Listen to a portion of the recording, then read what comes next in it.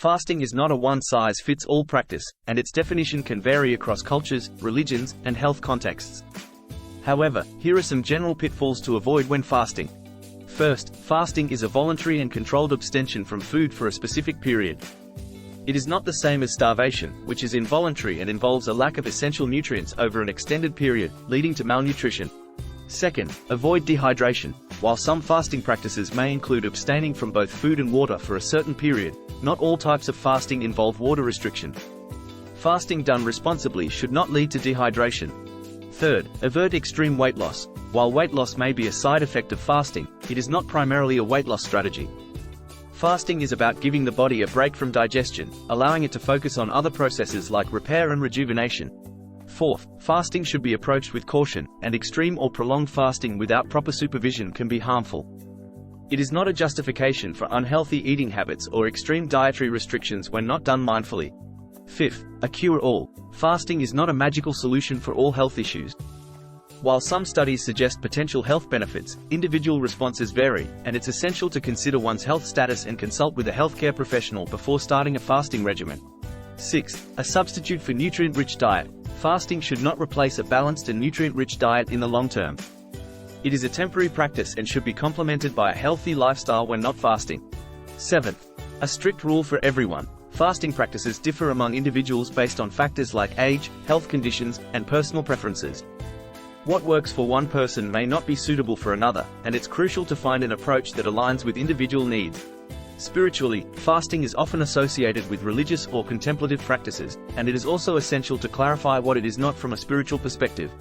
8. Fasting is not a ritual for superficial gains. Spiritual fasting is not merely a ritual or tradition performed for superficial reasons.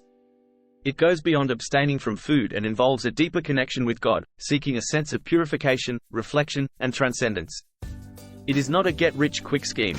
9. A substitute for genuine repentance. Fasting, in a spiritual context, is not a substitute for genuine repentance or ethical behavior.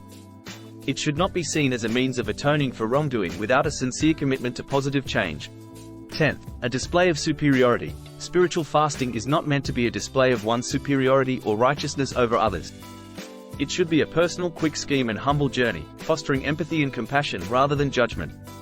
Isaiah chapter 58 verse 3-7. 11th, mechanical observance without intent. Merely abstaining from food without a sincere intent and mindfulness is not considered true spiritual fasting. The intention behind the fast is crucial, and it should involve a genuine desire for spiritual growth and connection. 12th, a means to neglect responsibilities. Fasting is not an excuse to neglect one's responsibilities, whether personal, social, or ethical. It should complement a balanced and responsible lifestyle rather than be used as an escape from obligations. 13th, a quick fix for spiritual enlightenment. Spiritual fasting is not a shortcut to instant spiritual enlightenment. It is a process that requires patience, dedication, and a genuine seeking of a deeper connection with one's spirituality. 14th, a competitive endeavor. Spiritual fasting is not a competition or a way to compare oneself with others in a spiritual community. Everyone's spiritual journey is unique, and the focus should be on personal growth rather than external comparisons. 15th, isolation from community. While individual contemplation is a part of spiritual fasting, it is not a practice that encourages complete isolation from the community. Connection with others, support, and communal aspects are often important elements of spiritual fasting practices. Therefore, it's important to approach spiritual fasting with sincerity, humility, and a genuine desire for inner transformation.